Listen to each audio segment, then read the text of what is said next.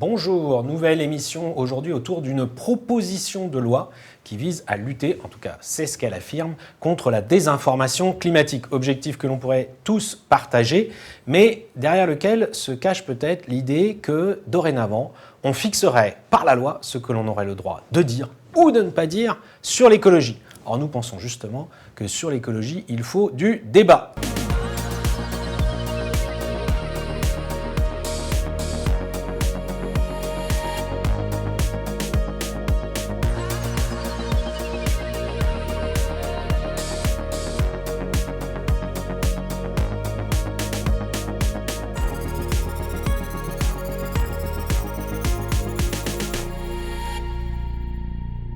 Vous allez découvrir à travers nos reportages et nos petites enquêtes qu'il y a une espèce de coalition qui s'est formée entre des parlementaires, des députés et puis des ONG, notamment Quota Climat, alors qui sont dans une logique de vouloir contrôler ou cadrer le débat sur l'écologie, sur les radios et les télévisions françaises. Qui veut bâillonner le débat sur l'écologie ?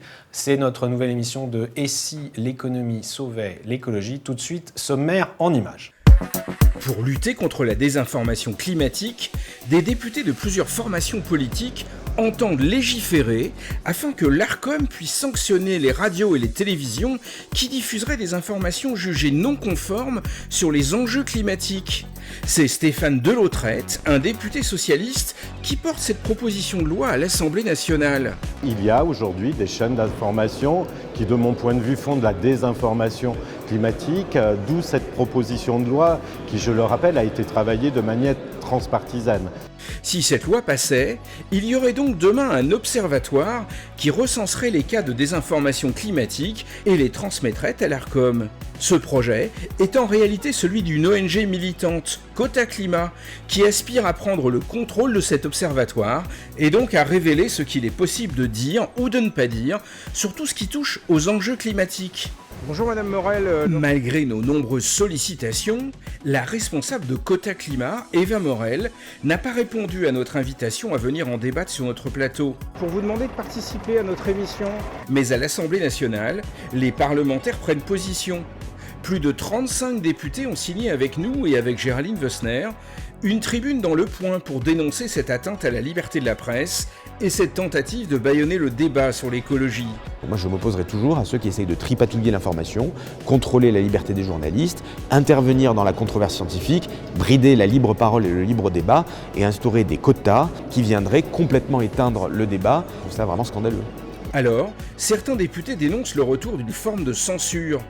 Un observatoire qui s'érigerait, je dirais, en maître à penser en matière d'écologie. Vous voyez bien que ça, on ne voit ça que dans des régimes totalitaires. Mais d'autres députés, avec cette proposition de loi Delautrette, entendent contrer des médias et des journalistes qui tiendraient sur leurs antennes des positions contraires à la vérité scientifique sur l'écologie. Dans un certain nombre de chaînes, notamment sur la TNT, on dit beaucoup de choses sans jamais prendre de précaution de savoir si ce qu'on raconte est un petit peu étayé. Pour autant, on bénéficie d'un canal public qui donne une légitimité à ce qu'on raconte. Les chaînes du groupe Bolloré sont clairement visées, CNews en particulier. Je considère que CNews n'a pas à avoir de canal TNT, parce que c'est une chaîne d'opinion. Alors, si cette loi passe, qui va en faire les frais ? Sera-t-il toujours possible demain de débattre librement des solutions écologiques dans les médias français ? Dans cette émission, on vous décrypte cette proposition de loi Delautrette qui pourrait demain chambouler la liberté d'expression en France, mais aussi permettre à certaines ONG militantes d'imposer leur vision de l'écologie.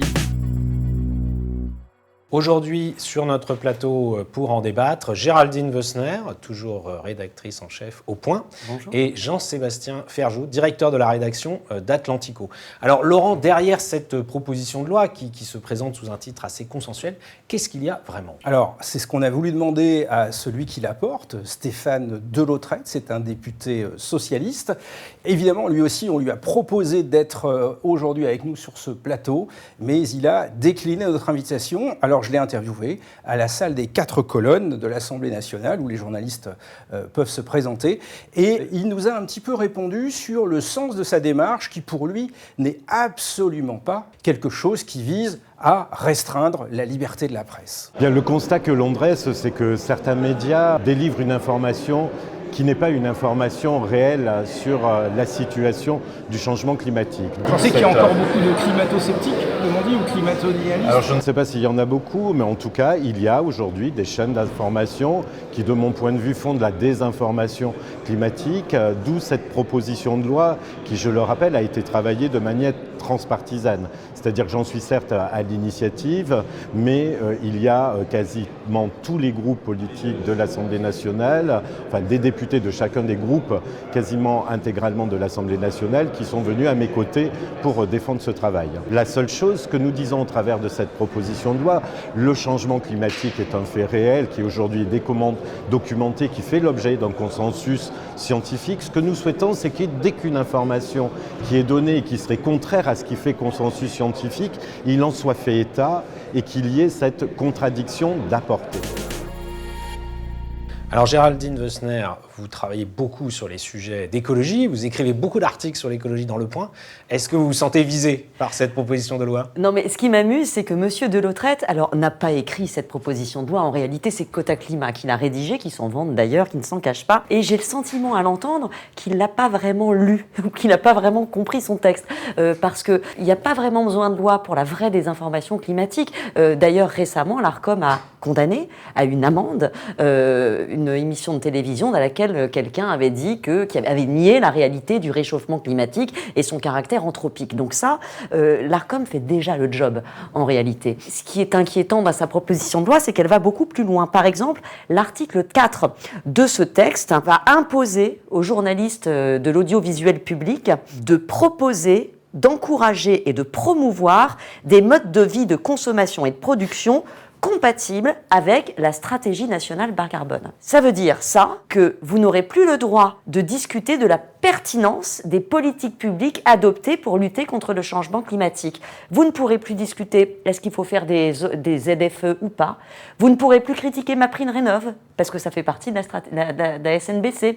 Vous ne pourrez plus simplement informer. Vous serez obligé d'adopter les politiques décidées comme s'il y avait une parole officielle sur l'écologie. Une vérité, une parole officielle. Et là, c'est très grave, parce que s'il existe un consensus scientifique sur la réalité du changement climatique, il n'y a aucun consensus sur la meilleure façon de lutter contre. Et le débat est essentiel. Et en réalité, ce qu'il propose, sa loi, c'est une loi de désinformation. Si on suivait son texte, on serait contraint demain de mentir et de désinformer le public. Alors Jean-Sébastien Ferjou, vous avez créé, vous dirigez le site Atlantico. Qu'est-ce que vous pensez de cette vision qui amène de fait à contrôler l'information, les publications autour de l'écologie? Je la trouve à la fois choquante, mais aussi dangereuse et aussi assez naïve en fait dans son intention, parce que peut-être pour commencer par là, s'imaginer qu'on pourrait contrôler la parole publique dans une ère où de toute façon, mais les canaux d'expression sont multiples, mais quand bien même ils arriveraient à retirer des licences à X ou X chaînes ou à encadrer la parole tenue sur les ondes, mais enfin n'importe qui est capable de s'abonner à une chaîne Telegram, une chaîne. Au contraire, ça ne ferait que repousser finalement les discours les plus contestables ou les plus complotistes peut-être de plus en plus loin, et donc empêcher aussi les autres d'y répondre et d'avancer les arguments pour y répondre. Donc déjà, je trouve ça naïf. Et je trouve ça choquant aussi parce que la démocratie, c'est un combat du quotidien. La vérité, elle ne se décrète pas. On doit convaincre les gens. Le pari de la démocratie, c'est de faire confiance à chaque citoyen pour se faire un avis éclairé sur la réalité. Ça n'est pas de le forcer à adopter X ou X avis. Et donc, il faut accepter de vivre avec l'idée, de vivre avec le risque que, oui, il y a des idées qui sont parfois fausses ou qui sont manipulées, instrumentalisées, et que ça fait partie de la démocratie parce que sinon, nous ne sommes plus en démocratie. Sinon, on est dans la prétention d'être dans un système parfait, mais c'est ce qui caractérise, me semble-t-il, toujours l'intention des régimes totalitaires à l'origine. Personne n'est jamais arrivé en disant « Regardez, on va être des dictateurs et on va être très méchants contre le reste du genre humain ». Même les nazis, ça nous paraît fou, mais même les nazis disaient que c'était pour le bien de l'humanité, dans leur vision folle du monde. Mais donc à partir du moment où chacun se croit porteur de la vérité, s'il n'y a plus de débat et qu'on interdit le débat, tout simplement, il n'y a plus de démocratie. Pour rebondir d'ailleurs sur l'exemple donné par Géraldine Wössner sur la stratégie nationale bas carbone, moi je peux témoigner que quand j'étais ministre, ce document, avant d'être vraiment arbitré et adopté par le gouvernement, il était l'objet de débat.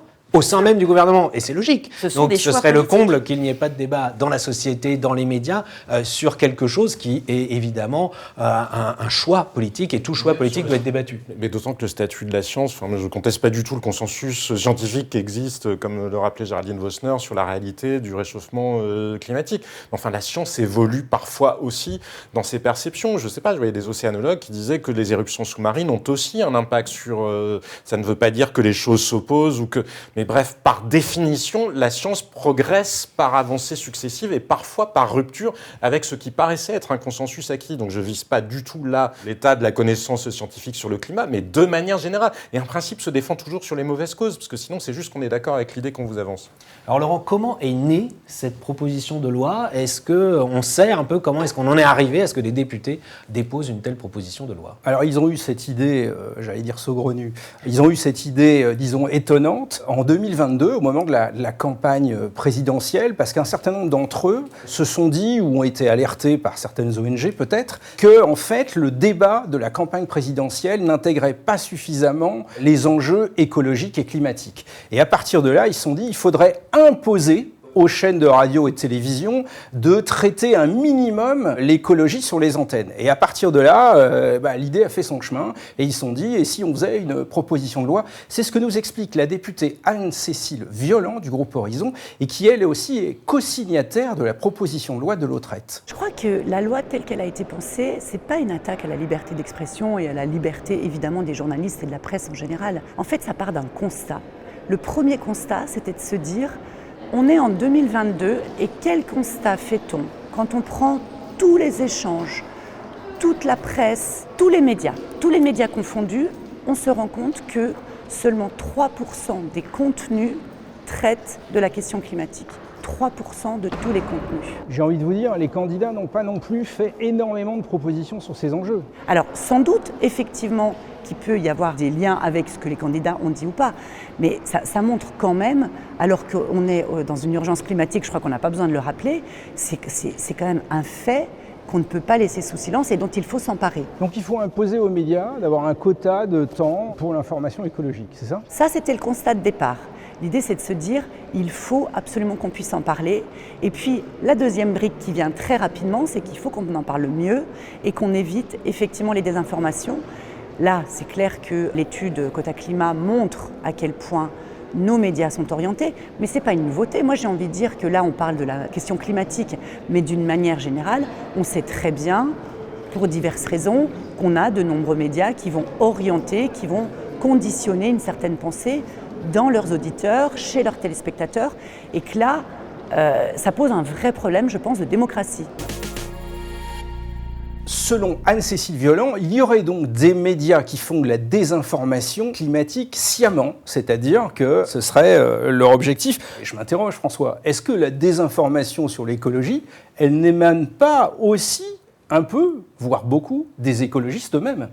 En tout cas, ce serait sans fin. Si vraiment on voulait faire la police de la pensée sur l'écologie, on pourrait trouver matière à considérer qu'il y a de la désinformation sur France Inter, sur France Télévisions, dans la presse écrite, dans la... Tout simplement, c'est le débat. C'est le débat autour de l'écologie. Le débat, il existe chez les écologistes, il existe avec les ONG. D'ailleurs, derrière cette proposition de loi, il y a sans aucun doute l'ONG Quota Climat. Quota Climat, d'ailleurs, le nom vient du fait que c'était imposer un quota d'antenne, en quelque sorte de temps d'antenne, 20%. Sur les radios et les télévisions pour parler des enjeux climatiques. Alors, Géraldine, vous avez enquêté sur cette ONG. Qu'est-ce qui se cache, en quelque sorte, derrière cette petite boutique? Parce que c'est vraiment une toute petite ONG. C'est des petits... C'est une personne, en gros, qui au début c'est une personne avec sa sœur. C'était une jeune assistante parlementaire d'une députée agricultrice bio. Députée En Marche, on peut le dire. Oui, En Marche, mais très très engagée dans le bio. C'est important pour l'écosystème et qui, alors aujourd'hui, elle a 27 ans, mais vraiment toute jeune, donc d'une formation de Sciences Po classique, pas scientifique, pas journaliste. Et comme beaucoup de ces petites ONG, elles se créent leur petite auto-entreprise, vous voyez, pour se créer une activité. Donc elle crée Quota Climat avec sa sœur, et puis elle porte cette idée d'imposer un quota de 20% sur les antennes publiques.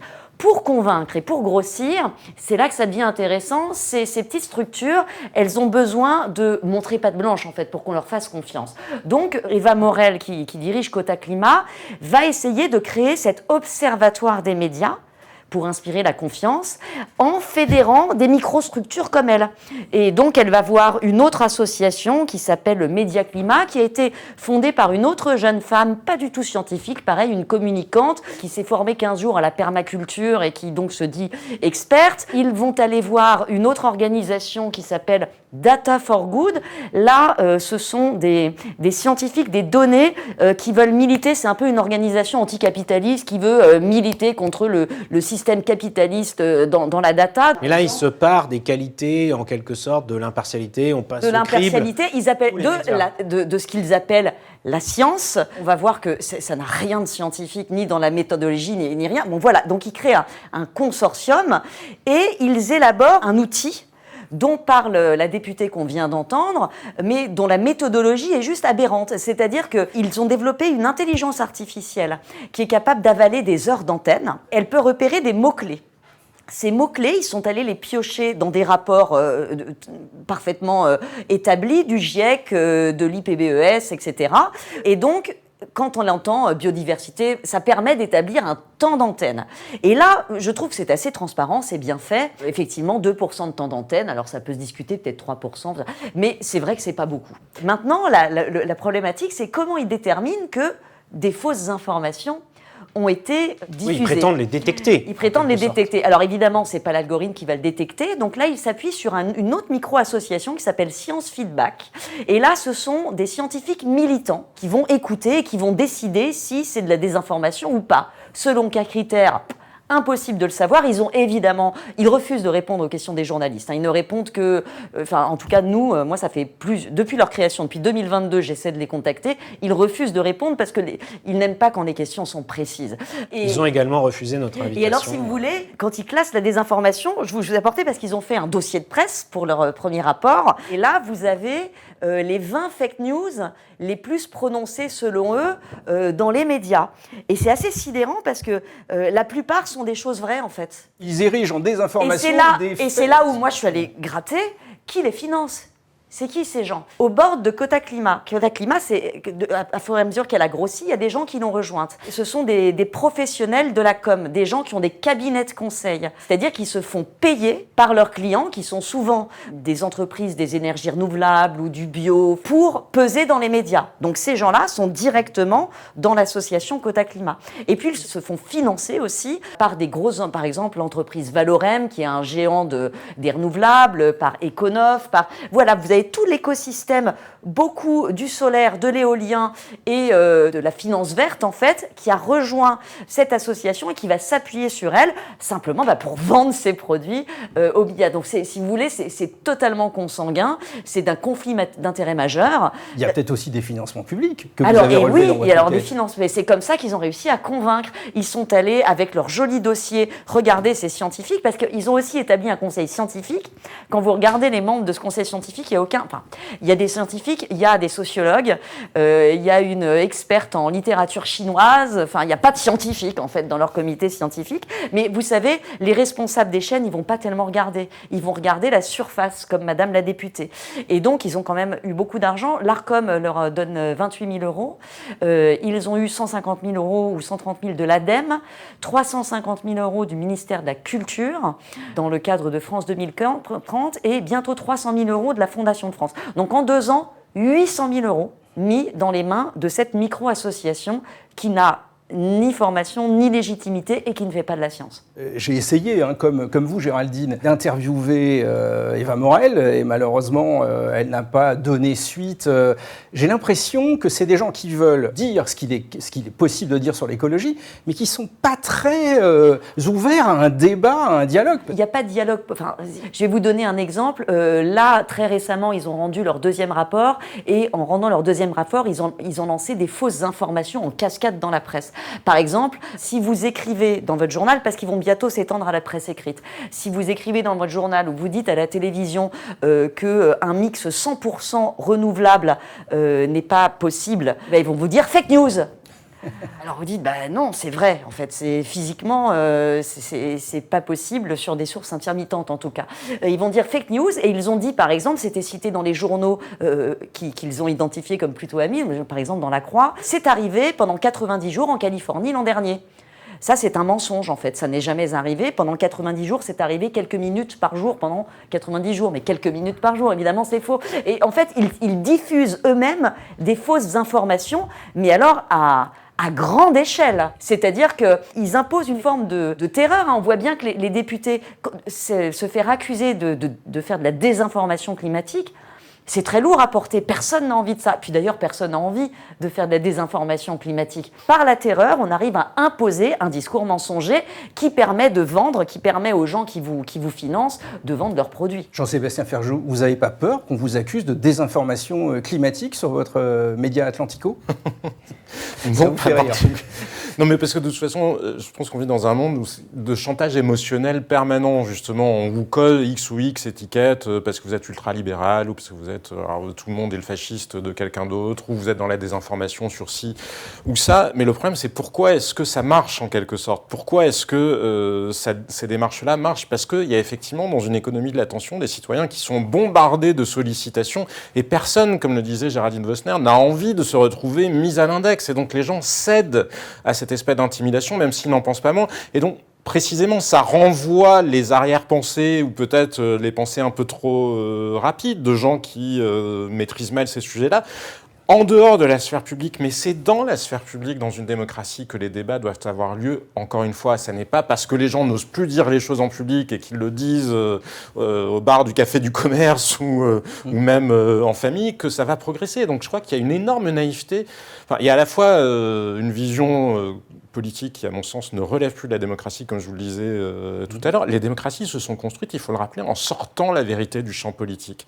Parce que si la vérité est un fait politique, vous êtes dans la guerre civile, parce que vous avez la vôtre, j'ai la mienne, et bien qu'est-ce qu'on peut faire d'autre si on n'accepte pas la loi de la majorité que de se tirer l'un sur l'autre, et encore plus si les vérités que nous exprimons ne sont pas des vérités, je sais pas quoi, fiscales, ou bon, des sujets, on va peut-être pas tout de suite se tirer dessus, mais des vérités dont on a l'impression qu'elles engagent la survie même de l'humanité. Alors, j'en sais rien, ceux qui ont peur, je sais pas, du grand remplacement, ou ceux qui ont peur justement du dérèglement climatique. Enfin, comment on peut s'en sortir? Nous sommes bien obligés, et je ne suis pas en train de défendre le relativisme, loin de là. Il y a effectivement des faits établis, et il faut être capable de les rappeler, et il faut qu'il y ait des lieux où on puisse les rappeler. Mais enfin, cette députée, cette espèce de croyance qu'il y aurait des méchants médias qui pousseraient des désinformations quand d'autres seraient de pures colombes, enfin, c'est quand même à pleurer de rire. Moi, pardon, j'écoute souvent France Inter, il y a une émission notamment... La Terre au carré, mais qui est une des plus grandes pourvoyeuses de désinformation en matière et qui nous a accusé de désinformation climatique. Et vraiment célèbre dans le monde scientifique. C'est l'émission qui fait marrer les scientifiques. Comme le journaliste, Tellement scientifique responsable des pages sciences environnement du monde. Mais bref, après, peu importe. Moi, je ne cherche à annuler personne. Je ne pratique pas la cancel culture pour ma part. Mais il faut accepter le débat. Et encore une fois, ce qu'ils font est dangereux parce que ça ne fera que reporter ces arrière-pensées plus loin. Ils ne pourront même plus lutter contre les fameuses fake news qu'ils accusent les autres de propager. Alors, je précise que les producteurs de La Terre au carré, en tout cas les responsables de cette émission, sont bien évidemment invités à répondre. Hein. Ils nous ont accusés, ils ne nous ont pas invités à répondre, mais nous, on est pour le débat dans cette émission, n'est-ce pas François ? Tout à fait. Moi, j'avais demandé un droit de réponse à La Terre au carré par rapport à une accusation, justement, de désinformation écologique. Et je ne l'ai jamais eu, évidemment. J'ai envie de dire, c'est bien dommage parce que je pense que le débat devrait avoir lieu. Vous savez, parce que, regardez, la désinformation, par exemple, dire la climatisation n'a pas d'impact négatif face au changement climatique, pour Quota Climat, c'est de la désinformation. Ça interdit toute nuance.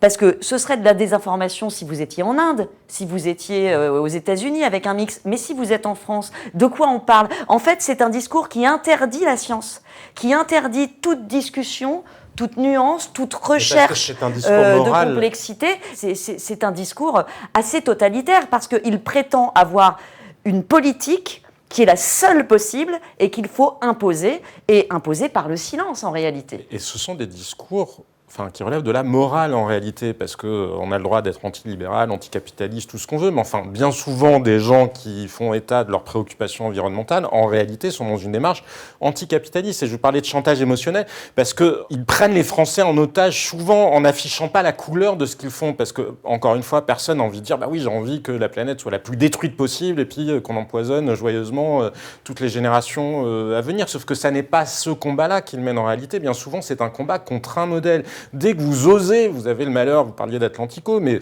de proposer, de dire, mais de toute façon, il n'y a probablement pas beaucoup d'autres solutions que de miser sur l'innovation technologique, l'innovation scientifique, l'adaptation même. Alors là, la COP30 pour la première fois, enfin pas pour la première fois, mais en tout cas, disons, s'est mise à s'intéresser plus à l'adaptation, puisque de toute façon, la nouvelle réalité climatique est là. Mais souvent, ce sont des considérations qu'on balaye d'un revers de la main. On vous dit que vous êtes un technosolutionniste. Ou un rassuriste. Ou un rassuriste, comme si... Non, mais précisément, si on prend au sérieux la menace, il est probablement cohérent d'un point de vue politique d'essayer de s'y adapter, de construire des villes résilientes, de prendre en compte ce changement-là. D'autant que les changements climatiques, ils ont déjà existé. Ça ne veut pas dire que celui-là ne soit pas d'origine anthropique, mais ça a déjà existé au cours de l'histoire de l'humanité. Donc de toute façon, à la limite, j'ai envie de vous dire, c'est presque un débat pour experts. Quoi qu'il en soit, le changement est là. Prenons-le en compte, essayons de trouver des solutions. Alors Laurent, vous êtes allé à l'Assemblée nationale il y a quelques semaines où cette proposition de loi était présentée. Alors là, on peut dire vraiment une sorte de coproduction entre l'association Quota Climat et un certain nombre de députés lors d'un colloque à l'Assemblée nationale où était également présenté le rapport de Quota Climat sur la désinformation climatique, selon eux, que nous pouvons regarder tout de suite, présenté par Laurent Lesage. Si on lit attentivement Cartographie de la désinformation climatique, on mesure à quel point ce rapport signé Data for Good, Quota Climat et Science Feedback comporte de nombreux biais, et même c'est un comble de la désinformation. Sur 8 mois d'analyse, le rapport recense 529 cas de mésinformation climatique en France, autrement dit sur les chaînes de radio et télévision françaises. Premier problème, 90% de ces cas de désinformation climatique concernent les solutions de la transition écologique, alors que ce n'est un mystère pour personne, entre écologistes et même entre scientifiques et entre citoyens, il n'y a aucune unanimité sur les solutions. 90% du rapport comporte donc ce biais majeur. En effet, qui peut prétendre détenir la vérité incontestable s'agissant des solutions pour la transition écologique ? Exemple, page 61. Le rapport épingle les médias qui affirment que la climatisation n'a pas d'impact négatif face au changement climatique. C'est une bonne solution d'adaptation. Souvenez-vous, c'est exactement ce que nous avons dit lors de notre précédente émission consacrée à la climatisation. Des clims réversibles, cet outil technique peut aussi servir à virer le gaz et le fioul de notre chauffage. Et donc cette clim fait deux pierres deux coups. Elle fait du froid, elle limite le stress thermique l'été et elle décarbone l'hiver. Et donc c'est génial. Mais pour Quota Climat, qui reprend dans son rapport tous les vieux clichés sur la clim, tout cela est faux. On se demande bien sur quelle base leur logiciel est programmé pour détecter cette information comme une désinformation. Page 62, on nous explique qu'il existe des preuves formelles que les pratiques agricoles et d'élevage nuisent à l'environnement. Il serait ainsi erroné de dire que les prairies sont un puits de carbone. Et page 53, ça continue. On nous explique qu'il est inexact de dire qu'en France, la production nucléaire suffit à répondre aux besoins en énergie et que grâce à elle, le mix électrique et ou énergétique est déjà décarboné. Bref, vous l'aurez compris, au-delà de cibler des propos climato-dénialistes, le rapport de Quota Climat est un vrai catéchisme. On nous explique ce qu'il faut penser et ce qu'il faut dire dans les médias, quasiment sur tous les sujets écologiques. Quota Climat, ce sont donc des militants, et cela n'est pas compatible avec la régulation du journalisme. Autant dire qu'il serait sain que le Parlement réfléchisse à deux fois avant de légiférer sur les traitements médiatiques de l'écologie et permettre à Quota Climat et ses partenaires, qui se sont constitués en observatoire des médias sur l'écologie, de devenir l'outil de l'Arcom pour contrôler et sanctionner les propos jugés non conformes sur l'écologie. Ce qui est en jeu, c'est donc de renforcer les pouvoirs de l'Arcom. C'est le but de cette proposition de loi, sachant qu'on l'a dit, l'Arcom a versé une subvention à Quota Climat. Donc on peut quand même se poser la question de savoir si c'est un renvoi d'ascenseur, en quelque sorte, s'il n'y a pas un peu un conflit d'intérêts de l'association Quota Climat à prôner ensuite cela. Mais au-delà de ça, Jean-Sébastien Ferjou, on sait bien qu'aujourd'hui, il n'y a pas de distinction nette entre radio, télé, Internet. Vous êtes à la tête d'un site Internet d'information. Est-ce que vous imaginez demain que l'ARCOM pourrait venir vous dire ça vous avez le droit de l'écrire, vous avez le droit de le publier, ou au contraire ça vous n'avez pas le droit, si vous le faites vous aurez une sanction, et tout cela d'ailleurs sans doute alimenté par les ONG, parce qu'on sait, il y a des précédents où finalement les hautes autorités indépendantes s'appuient sur des critères qui ont été suggérés par des ONG. Je l'imagine très très bien, malheureusement, oui. Pour autant, je ne pense pas que ce soit... c'est pas à prendre à la légère comme non, ça n'est pas à prendre à la légère, mais d'autant qu'il n'y a pas besoin de la loi. Vous savez, il y a déjà un certain nombre d'organisations qui viennent voir les différentes rédactions, peu importe qu'on soit uniquement sur le digital comme Atlantico, ou comme nous, on est une agence de presse, on a le même statut que n'importe quel autre média de toute façon. Mais vous savez, vous avez des organisations qui viennent vous voir, alors qui se font passer pour des ONG non-profit, alors qu'en réalité, ce sont des entreprises à intérêt commercial, et qui viennent vous voir en vous posant des tas de questions pour déterminer si vous êtes une source crédible ou pas. Et donc, notamment, ils vous demandent d'établir une espèce de frontière absolument infranchissable entre opinion et information. Mais déjà, moi, je pense que c'est totalement absurde, parce que le simple fait de choisir de parler de quelque chose plutôt que d'autre chose, regardez Quota Climat eux-mêmes, ils considèrent que 2% de temps d'antenne, c'est pas assez, il faudrait parler plus. Mais ça, c'est une opinion, ça n'est pas un fait. Il y a d'autres gens qui vont dire, mais ne pas parler d'insécurité, ne pas parler d'immigration, ne pas parler des difficultés des entreprises de France. Bref, chacun peut avoir la liste de ce point de vue-là. Mais moi, ce qui m'inquiète dans tout ça, c'est qu'au-delà du débat philosophique, au-delà du débat scientifique qu'on a apporté, c'est une absurdité politique. Nous sommes des sociétés divisées, nous sommes des sociétés plus polarisées que jamais. Les dispositifs que ces gens-là imaginent seraient des dispositifs qui pourraient éventuellement, moi je ne crois pas que ça serait plus souhaitable, mais ça pourrait éventuellement fonctionner dans un environnement où il y aurait des autorités légitimes. Mais qui est légitime aujourd'hui? Qui reconnaît la légitimité de l'ARCOM? Moi, je pourrais vous présenter des tas de gens qui considèrent que l'ARCOM est injuste ou à minima hémiplégique dans sa manière d'appréhender le débat public. Et on peut le projeter sur tout. Mais à partir du moment où personne n'est en situation d'imposer, d'avoir cette espèce d'autorité morale incontestée qui fait qu'il y aurait une majorité de citoyens qui reconnaîtraient finalement, mais ça ne peut pas fonctionner tout simplement. Et donc, c'est une logique de guerre civile, parce qu'on en revient encore une fois, je te force à te taire, et celui qu'on essaye de forcer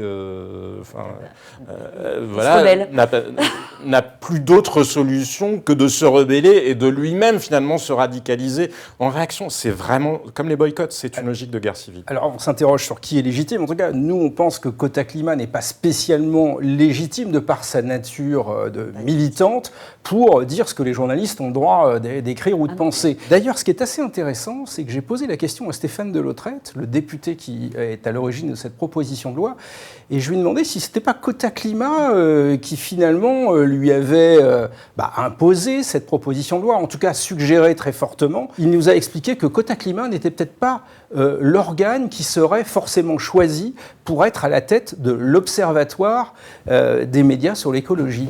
Ça paraît quand même cousu de fil blanc. Quel est le rôle de Quota Climat dans cette histoire et comment vous avez travaillé avec eux? En fait, Quota Climat, par les travaux qu'ils ont réalisés, ont amené les députés, ont sensibilisé les députés à cette question de la désinformation climatique. Donc il est évident que ça a été un partenaire essentiel dans ce travail législatif.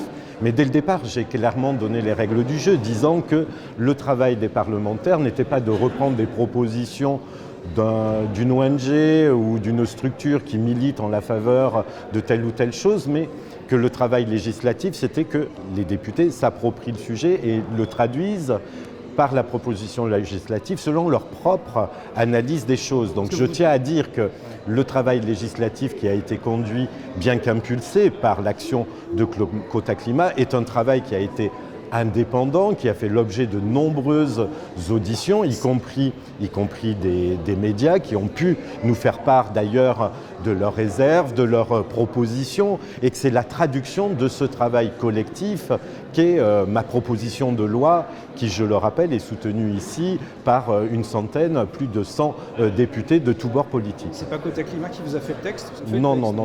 Il y avait un texte proposé à l'origine par Quota Climat qui a servi de base de réflexion, mais le travail législatif qui a été réalisé, ce qui ressort de la rédaction, est véritablement un travail fait par les parlementaires eux-mêmes et leurs équipes. Et la tribune dans Ouest France, signée par vous et Quota Climat, une quarantaine de parlementaires, c'est aussi Quota Climat qui l'a écrit? Nous ne renions pas, évidemment, le travail que nous avons fait avec Quota Climat, ce qui ne nous empêche pas d'avoir des points de divergence avec eux, considérant qu'ils peuvent aller un peu trop loin sur certaines choses.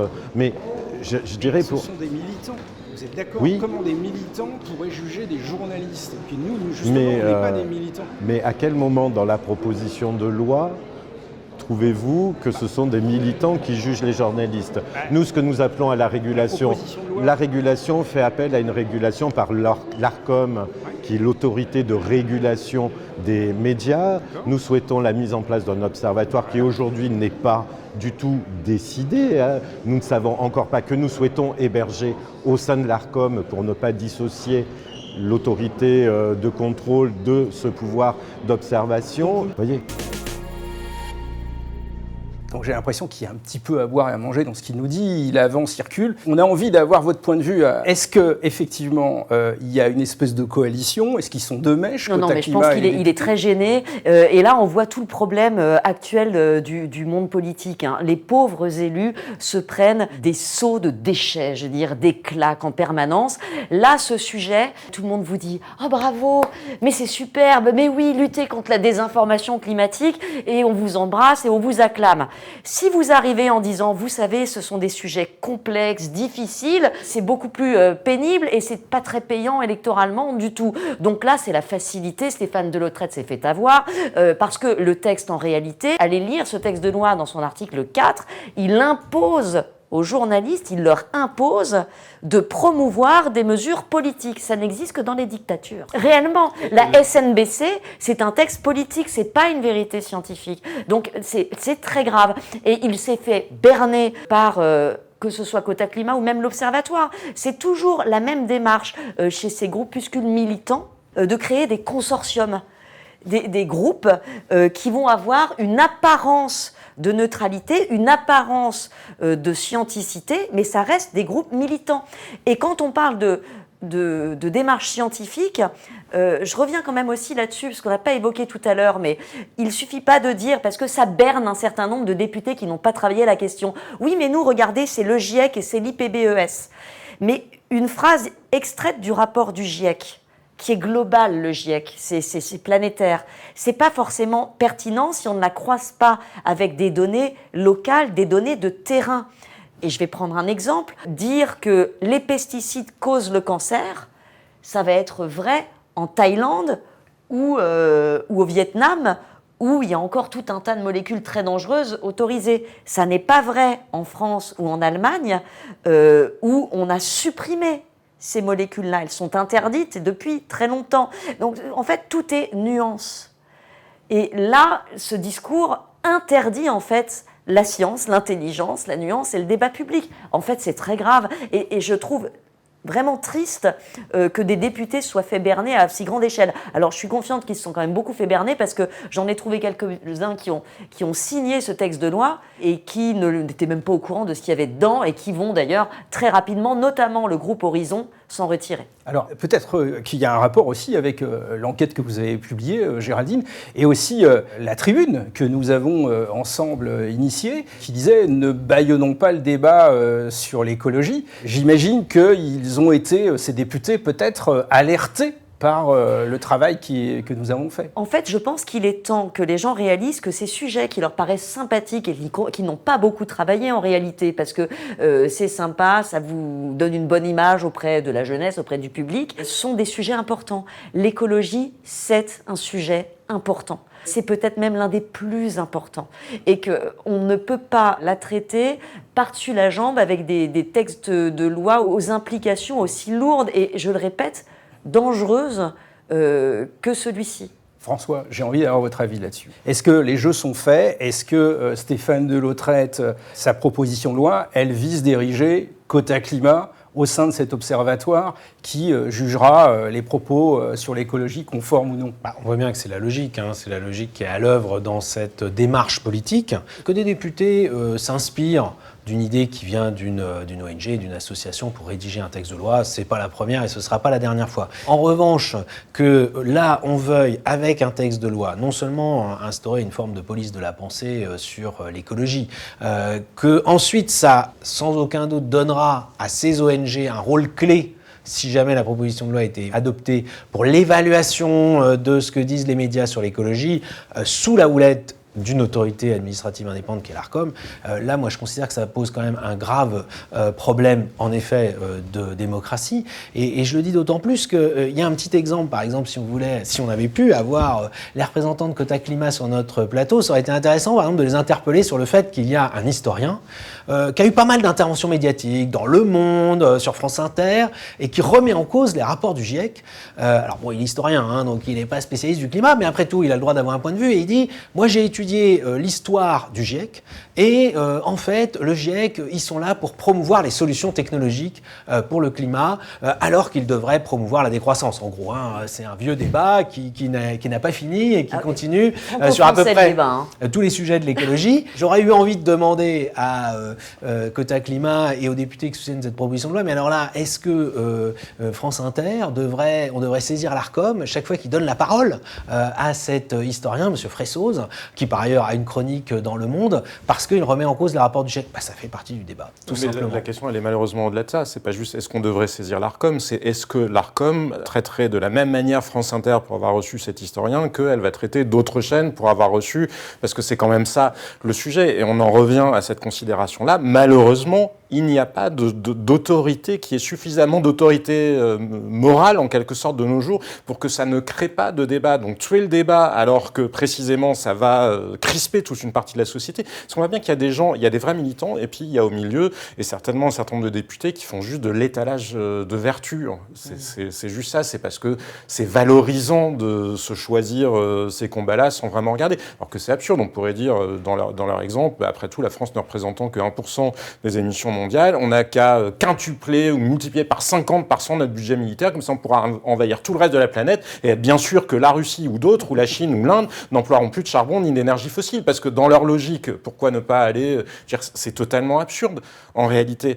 Et on en revient à ce problème de démocratie, parce que la force des systèmes démocratiques, moi je crois à la démocratie, justement, c'est la mise en compétition des élites. C'est la mise en compétition des idées. Il faut que les idées, elles soient mises en concurrence. Alors je sais bien que l'idée de concurrence est un mot qui bouleverse un certain nombre de gens à gauche, mais il n'y a que ça qui a fait la force des sociétés démocratiques. Parfois on nous dit, regardez, les régimes autoritaires sont plus forts parce qu'eux, ils peuvent être dans la verticalité. Enfin, c'est peut-être vrai à court terme, je doute que ce soit vrai dans le temps long, parce que précisément, il faut être en permanence capable de se remettre en compte, de re-questionner, de refaire avancer la science. Et là, le projet politique qu'on nous livre, finalement, c'est de tout figer.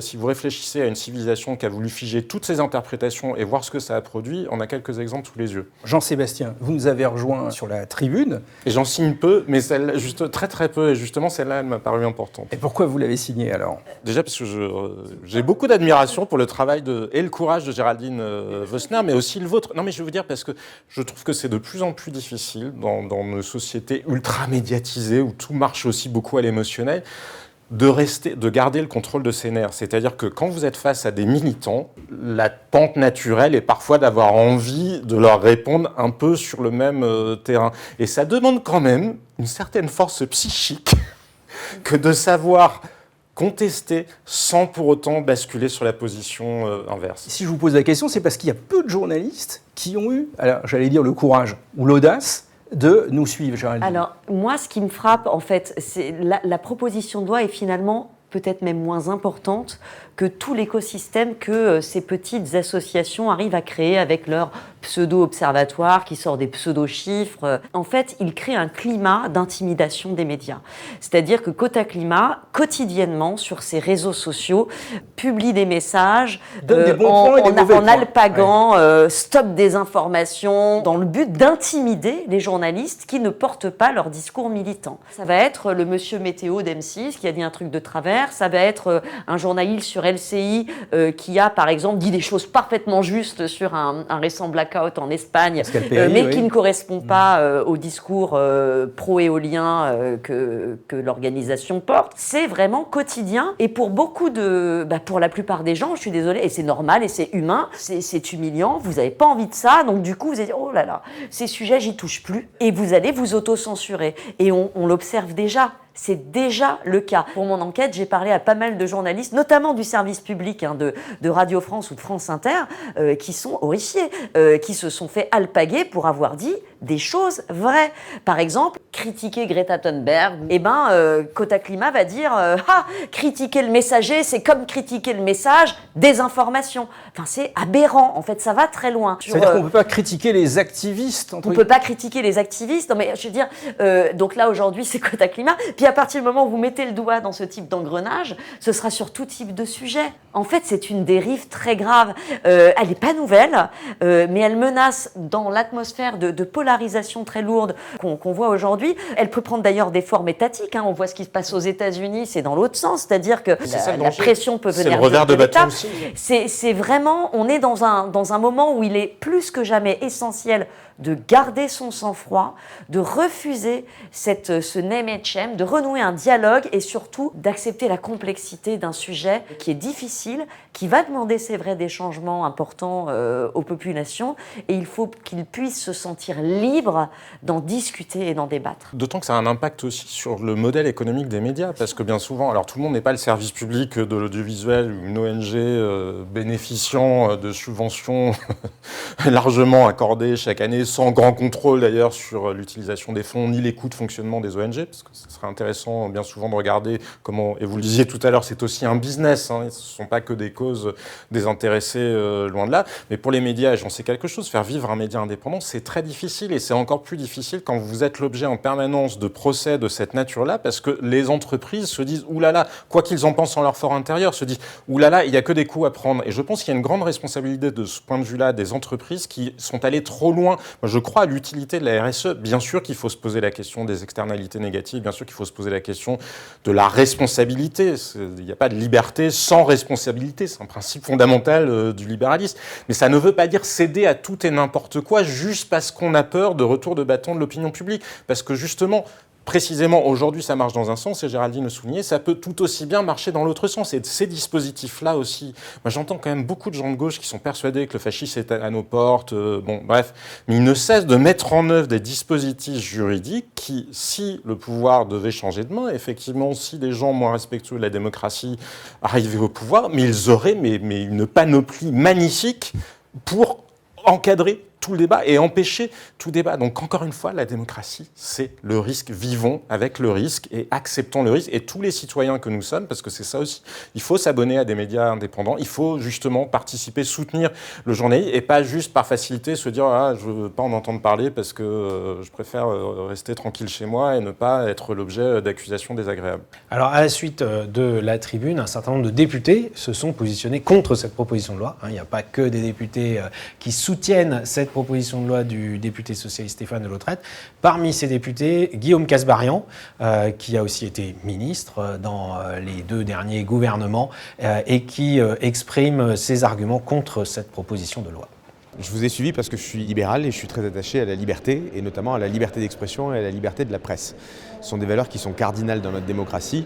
C'est quelque chose qu'il faut défendre à tout prix contre vents et marées et contre ceux qui essayent de museler la liberté d'expression et interférer avec la liberté de la presse, des journalistes, des éditorialistes. Et donc je suis très attaché à préserver cette liberté, à la maximiser et à la défendre coûte que coûte. Moi je considère qu'il ne faut pas légiférer et je suis critique, très critique de cette proposition de loi qui a été proposée par certains de mes collègues et qui vise à confier à l'Arcom des pouvoirs, à mon sens, trop importants, d'interférence avec les lignes éditoriales de certains médias, d'injonction à des journalistes alors que ce n'est pas le rôle de l'Arcom, qui vise aussi à créer une sorte d'observatoire des propos qui peuvent être tenus par des journalistes, avec des rapports et le fait de rendre compte systématiquement par les journalistes des propos qu'ils tiennent, et avec même, je crois, une interférence dans les campagnes électorales, puisque la proposition de loi prévoit une sorte de soviétisation de la parole, avec des quotas, un nombre d'heures où on doit parler de certains sujets, avec ceux qui ont le droit de parler de ces sujets-là et ceux qui n'ont pas le droit de le faire. Bref, je trouve qu'on a une sorte de politisation d'interventionnisme dans l'expression libre des uns et des autres et de la presse qui me semble, à mon sens, très dangereuse pour la liberté d'expression et la liberté de la presse. Et c'est pour ça que j'ai signé cette tribune avec Géraldine Mosner et avec d'autres, avec François de Rugy, je m'oppose à cette proposition de loi qui part d'une apparente bonne intention de dire on veut que l'écologie soit mise en haut des priorités des politiques et de l'information, mais qui utilise des moyens qui me semblent totalement illibéraux pour parvenir à cet apparent objectif. Et je pense que cette proposition-là peut être sujette à des dérives qui peuvent être très graves. Alors, Guillaume Kasbarian, il est particulièrement motivé, engagé contre cette proposition de loi qu'il trouve aberrante. Il n'est pas le seul. J'ai aussi pu interviewer Patrick Hetzel, qui est un député LR, qui était aussi ministre dans le gouvernement de Michel Barnier. Lui, il dit que cette proposition de loi de Lautrette, c'est un premier pas vers le totalitarisme. Je suis extrêmement inquiet quant à l'évolution du débat public. Et là, cette proposition de loi, en réalité, elle veut créer une instance qui déciderait de ce qui est considéré comme étant correct et ce qui ne l'est pas. Très vite, on voit comment ce genre de choses est susceptible d'évoluer. On va vers de la censure. Pour moi, il y a un véritable danger, d'autant plus que quand vous lisez le contenu de cette proposition, ce serait confié à une instance de dire ce qui peut être publié et ce qui ne le serait pas. Donc on instaurerait de la censure. La seule chose que nous savons, et ceci au moins depuis le 19e siècle, c'est qu'il faut combattre tout dispositif de censure. Parce que la censure, elle est à l'opposé de la liberté de la presse. Et je suis d'ailleurs assez étonné parce que quelque chose qui est pas exclusivement, mais quand même fortement porté par l'aile gauche de l'hémicycle. Et ce que je note, c'est que théoriquement, la censure, cette aile sait que c'est l'arme des régimes totalitaires. L'écologie mérite mieux que cela. Et d'ailleurs, si vous tirez le fil, il y a une autre préoccupation qui m'inquiète beaucoup, c'est que cela confinerait à développer le scientisme. Il ne faut pas avoir peur des mots, parce que ça n'est pas à la science de prendre les décisions politiques. La science, évidemment, doit pouvoir éclairer, mais il faut bien qu'il y ait un distinguo entre le scientifique et le politique. Et d'ailleurs, Max Weber lui-même, déjà dans un ouvrage qui a un siècle, expliquait clairement cela. Donc, il faut qu'on soit extrêmement vigilant. C'est la raison pour laquelle, moi, j'ai souhaité participer à cette alerte très forte. Alors le député Stéphane de Lautrette a dit dans l'interview que Laurent Lesage a fait de lui qu'il avait une centaine de députés qui le soutenaient, de quasiment tous les groupes à l'Assemblée nationale. Bon, ça penche quand même très nettement à gauche. Alors Géraldine Mosner, la gauche normalement elle est plutôt là pour défendre la liberté d'expression, les principes démocratiques, la liberté de la presse tout simplement. Est-ce que quand vous avez fait votre enquête sur Quota Climat et sur cette proposition de loi, vous avez pu interroger les députés de gauche ? Oui, bien sûr. Alors j'ai pas le droit de dire leur nom parce que ça les mettrait dans l'embarras, vous comprenez.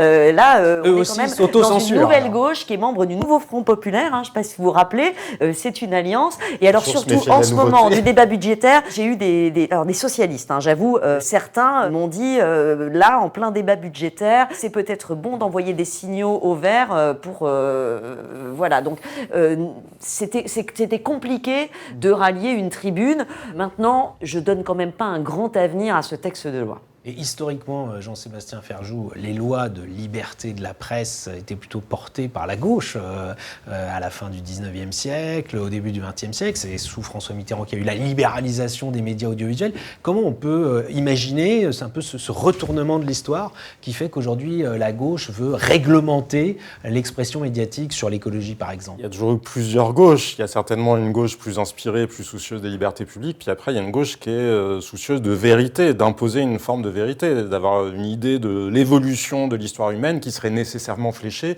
Il n'y a pas que du respect de la diversité ni de la nuance dans le progressisme. Certaines versions du progressisme, puis on a tous des exemples en tête, l'histoire du XXe siècle est suffisamment là pour nous en fournir. La gauche progressiste qu'on a connue s'est un peu détachée de ce progressisme quand elle s'est détachée de sa base ouvrière en réalité. Et aujourd'hui, elle s'est vraiment déportée sur l'extrême gauche. Et la vision de la presse que entretient cette famille politique a aussi complètement changé. Et vous avez aujourd'hui un peu ce mythe, parce que par l'anticapitalisme, ce mythe d'une presse, elle doit être totalement indépendante, c'est-à-dire détachée de tous les intérêts financiers. Et moi, j'aime toujours rappeler, particulièrement aux jeunes journalistes qui me disent « Ah oui, mais il y a les titres complètement indépendants qui peuvent dire la vérité ». Qu'en fait, non, c'est l'inverse. C'est la publicité qui permet la liberté à des journaux. Je vais prendre un exemple. Le J'accuse de Zola, il n'aurait jamais pu être publié dans l'Aurore si l'Aurore n'avait vécu que de ses lecteurs. Parce que ces lecteurs, ils se seraient révoltés. Ah, c'est pas du tout ce qu'on pense. Ils étaient plutôt anti-Dreyfusards. Et le fait d'avoir une part de vos revenus qui sont détachés de la dictature de votre lectorat qui a envie de lire ce qu'il pense déjà, ça permet justement des idées nouvelles. D'autant qu'en fait, c'est passé assez largement à côté du problème. S'il y avait un seul milliardaire qui détenait toute la presse, mais bon, il y en a quand même quelques-uns qui n'ont pas tous exactement la même sensibilité. Et je pense surtout que le problème est ailleurs. Les algorithmes notamment, parce que c'est aussi ça le monde dans lequel on vit, ce sont les algorithmes qui nous enferment dans des chambres d'écho qui fait que nous ne sommes confrontés que à des choses soit avec lesquelles nous sommes totalement d'accord, soit celles dont on est certain que ça va nous mettre en pétard parce que c'est ça qui génère le plus de durée d'attention et c'est le fondement de leur modèle économique. Mais c'est ça l'enjeu. Les gens qui continuent à penser le monde comme au 19e siècle, alors que nous sommes sur des enjeux technologiques profondément différents et une structuration de l'opinion ou même de la manière dont se construit un tissu social profondément différent, ce sont des gens qui nous condamnent à l'impuissance. Dont se construit une pensée. Moi, ce qui me frappe aussi sur ces sujets écologiques, quand je lis un rapport de Quota Climat, je me dis, mais bon sang, on est 20 ans en arrière. C'est-à-dire que c'est un secteur dans lequel tout bouge très vite. Par exemple, certains journalistes auraient pu écrire il y a 5 ans que le prix des éoliennes et des batteries était un frein à leur développement. C'est plus vrai du tout aujourd'hui. Je veux dire, les coûts se sont effondrés. Pour le solaire, pour les batteries aussi, pour les véhicules électriques. Tout évolue extrêmement vite et nos idées reçues sont en permanence remises en cause. Et on a besoin de se confronter, en fait, pour que naisse une pensée cohérente, pour que naisse un consensus, peut-être, en tout cas des débats politiques qui soient féconds et que les gens puissent s'approprier. Mais rester figé sur des dogmes, c'est la plus sûre manière d'aller collectivement dans le mur et de rater en plus les objectifs qu'on s'est fixés. Alors, on peut penser que l'écologie politique est un peu fixée sur des dogmes et qu'on en subit quelques conséquences. Je vous propose d'écouter une députée qui appartient au groupe écologiste et social de l'Assemblée nationale. Elle s'appelle Sophie Taillé-Polian. Et alors pour elle, elle voit les choses un petit peu différemment. Elle pense qu'il est indispensable de s'opposer à la désinformation climatique parce qu'il y a certaines chaînes de la TNT qui sont dangereuses et qu'il faudrait peut-être éjecter de la TNT sous ce prétexte de désinformation climatique. Écoutez-la. Mon principal engagement de mon mandat, c'est les médias au sens général. Pourquoi ? Parce qu'il n'y a pas de démocratie sans médias et qu'aujourd'hui, il y a d'une part une crise profonde du modèle économique des médias, d'autre part, et c'est lié, une dynamique de concentration entre les mains d'un certain nombre de milliardaires qui par ailleurs ont des objectifs politiques grâce aux médias qu'ils acquièrent. Donc un phénomène très grave de concentration. Donc on voit bien qu'il y a des enjeux extrêmement lourds pour la démocratie sur la question des médias. Donc la question de la désinformation climatique, elle intervient dans ce cadre très général, globalement, de développement des fausses informations ou alors d'un débat extrêmement biaisé où on fait passer des personnalités en fait militantes pour des experts, où on oublie les faits journalistiques au profit du commentaire. Et donc pour moi, c'est vraiment extrêmement important qu'on réforme le paysage médiatique dans notre pays pour le rendre plus divers, plus indépendant et plus libre globalement pour une bonne information des citoyens et citoyennes dans notre pays. Dans un certain nombre de chaînes, notamment sur la TNT, on dit beaucoup de choses sans jamais prendre de précaution de savoir si ce qu'on raconte est un petit peu étayé. Pour autant, on bénéficie d'un canal public qui donne une légitimité à ce qu'on raconte. Je considère que CNews n'a pas à avoir de canal TNT.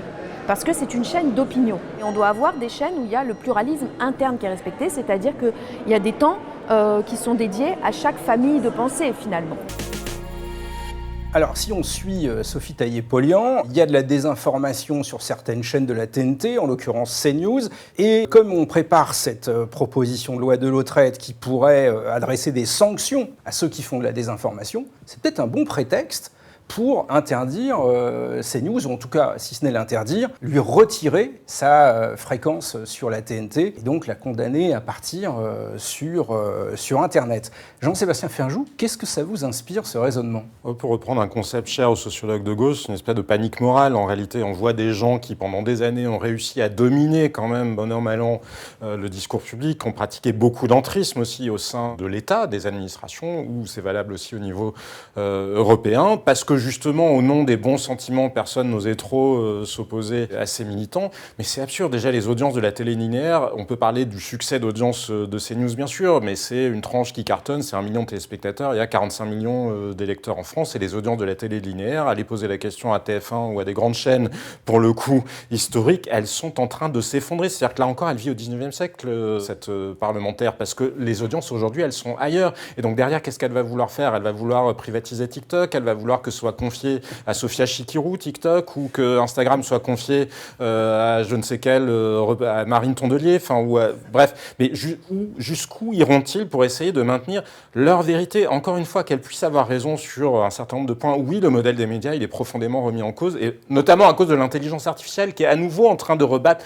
toutes les cartes, parce que les médias dépendaient, vous savez, du search sur Google, et que maintenant les gens vont demander directement à ChatGPT. Mais elle pourrait justement peut-être se poser des questions contemporaines. Comment est-ce que l'intelligence artificielle résonne ? Et y a-t-il des biais idéologiques dans les modèles d'intelligence artificielle ? Parce que maintenant, ça peut être jusqu'à 60-70% de l'accès à l'information et à la connaissance qui vont passer par là. Donc ces questions, mais franchement, elle a 150 ans de retard. Elle dit que malheureusement, la presse appartient à de grands milliardaires et qu'elle veut une presse plus libre. Géraldine, vous avez entendu comme ça ? J'ai rien à ajouter, je pourrais signer ce qu'a dit Jean-Sébastien. Voilà, non mais ça me semble... Attention, vous allez leur donner des idées sur l'intelligence artificielle. Ce sont des débats qui me semblent effectivement à côté de la plaque. Après, moi, CNews, je n'ai pas d'avis dessus, je ne la regarde pas. C'est l'avantage des chaînes de télé privées, c'est très facile de ne pas les regarder. Ouais. Et j'en ai parlé au début de cette émission. On a déjà les outils pour lutter contre la vraie, lourde, la désinformation climatique. Toutes les désinformations de manière générale. Toutes les désinformations, mais la désinformation climatique, c'est quand même quelque chose d'assez précis. C'est nier la réalité du caractère anthropique du réchauffement climatique. Bon, voilà, c'est un sujet. Alors, c'est un vrai problème aux États-Unis parce que c'est un peu la marque de fabrique de Trump. Donc, comme d'habitude, par effet de mode, on est en train d'en faire un problème en France, alors que, franchement, c'est un problème qui est circonscrit, il existe, hein. Ça existe encore. Il y a eu des cas, ils ont trouvé 3 cas l'an dernier, Quota Climat d'ailleurs, où il y a eu, sur 3 antennes différentes d'ailleurs, une négation de ce caractère anthropique du changement climatique. 3 cas. Donc c'était quelques secondes sur les centaines. Ils ont été repérés, ils ont été il n'y a pas besoin de faire une loi pour ces 3 cas. Non, c'est insensé. En réalité, c'est insensé. Merci pour toutes ces contributions et cet éclairage sur cette proposition de loi. Ça nous est apparu important d'en parler. On s'éloigne un peu de notre sujet économie, écologie, mais nous défendons et la liberté de la presse et le débat sur l'écologie. Nous en organisons d'ailleurs ici. Nous n'avons pas de subvention, ni de l'ARCOM, ni de l'ADEME, ni du ministère de la Culture et de la Communication, ni de la Fondation de France. Donc n'hésitez pas à nous soutenir. Nous avons une association Écologie, Sciences et Progrès qui finance ces émissions et vous pouvez retrouver sur le site Hello Asso la manière de nous faire des dons. Merci d'avance.